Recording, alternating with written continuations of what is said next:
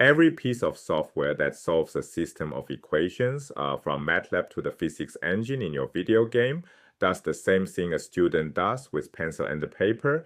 It's called elimination, formalized by Gauss over 200 years ago. Today, we'll walk through a 3x3 system where you can watch every moving part. We'll set it up in matrix form and transform it into an upper triangular matrix, and then solve by back substitution. Let's get started.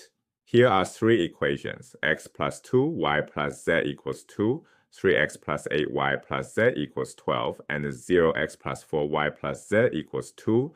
Notice the third equation has no x term, so the coefficient is 0. To write this system in the compact form, ax equals b, we pull the coefficients into matrix A. The first row is 1, 2, 1. The second row is 3, 8, 1. The third row is 0, 4, 1. The unknowns form the column vector x containing x, y, and z. The constants form the column vector b containing 2, 12, and 2.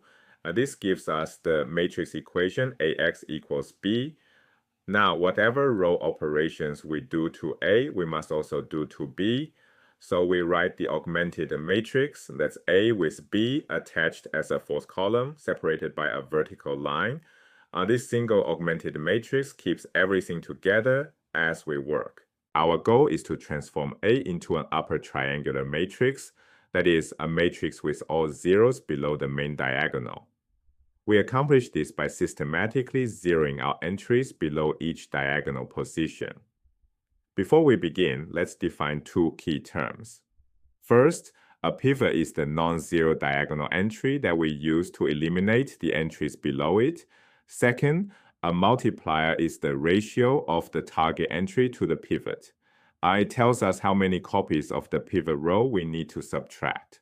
Now, looking at our augmented matrix, the first pivot sits at position row 1, column 1. Its value is 1. The entries we need to zero out are the ones below this pivot at positions row 2, column 1, and row 3, column 1. Notice that the entry at row 3, column 1 is already 0, so we will only need to work on the entry at row 2, column 1, which currently has the value 3.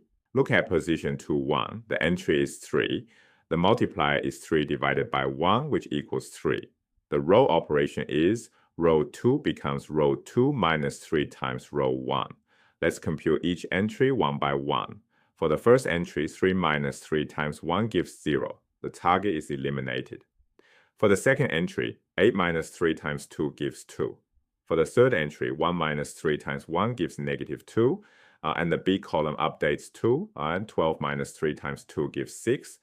The augmented matrix now reads, row 1 is 1, 2, 1, 2.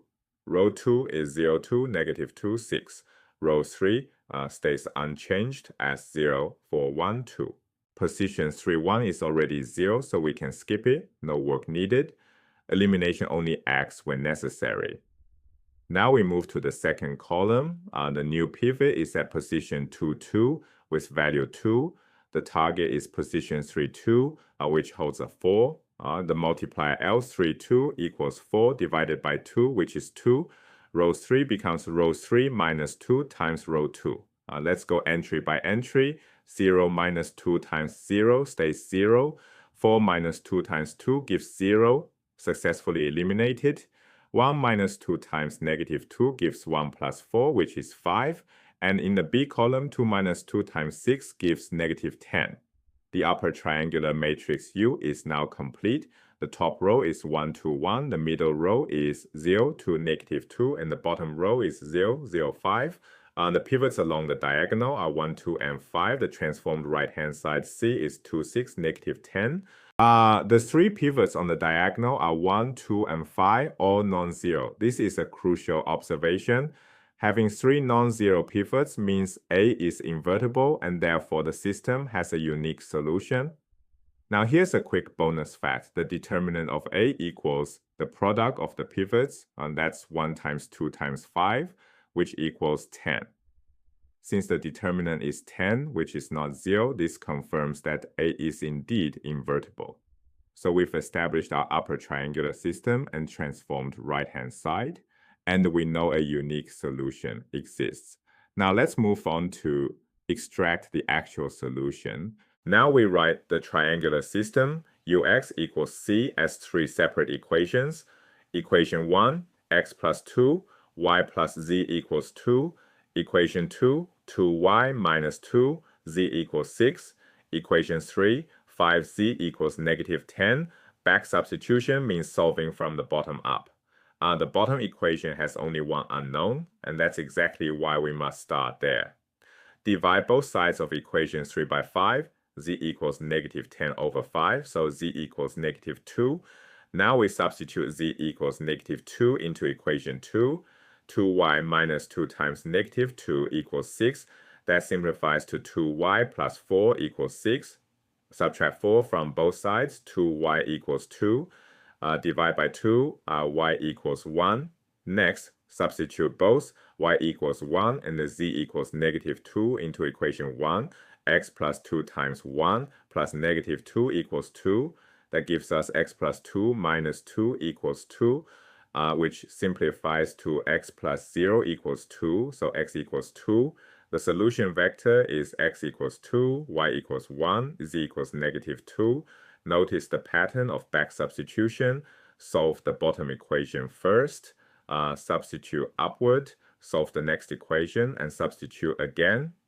Each equation has exactly one new unknown. Once you plug in the values you've already found. You cannot start from the top because the top equation has three unknowns. The triangular shape forces you to work from bottom to top. What if elimination fails? Let's go back to the original matrix and change the entry in positions 3, 3 from 1 to negative 4. The modified matrix A is first row 1, 2, 1, second row 3, 8, 1, third row 0, 4, negative 4. The first elimination step is identical to what we did before. Row 2 minus 3 times row 1 produces 0 to negative 2. After step 1, we have first row 1, 2, 1, second row 0, 2, negative 2, third row 0, 4, negative 4, right? Now we eliminate the entry in position 3, 2, the multiplier is still 2. Row 3 minus 2 times, row 2 gives us 0 minus 0 equals 0, 4 minus 4 equals 0, and negative 4 minus 2 times negative 2 equals negative 4. Plus 4, which is 0. The entire third row has become all zeros. The third pivot position holds a 0, and there is no row below to swap with. This is a permanent failure. The product of the pivots is 1 times 2 times 0, which equals 0. Therefore, the determinant is 0, and the matrix is singular. This is permanent failure. The matrix is singular, not invertible, and no unique solution exists. But here's the important nuance. A zero pivot isn't always fatal. Let's compare two scenarios side by side. On the left, we have what's called temporary failure. Imagine you encounter a 0 in the pivot position, but there's a non-zero entry sitting below it in the same column. In that case, you can simply swap the two rows and continue elimination. The matrix is still invertible, and you'll reach a valid solution. Right?